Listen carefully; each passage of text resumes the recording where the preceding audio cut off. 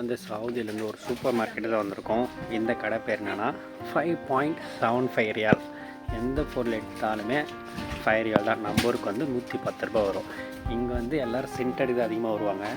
அந்த centre design மட்டும் காட்டுறேன் பாருங்கள். இப்போ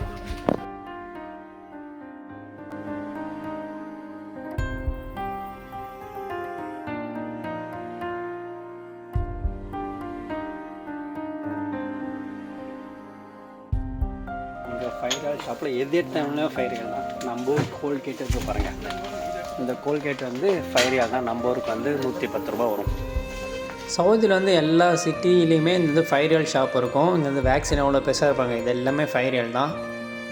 நான் இந்த 5 ரியால் ஷாப்பில் வந்து துணி போட்டு தான் வாங்கினேன். 1.5 kg 5.5 ரியால் தான். நம்ம ஊர் காசுக்கு வந்து ஒரு 110 ரூபா வந்தது.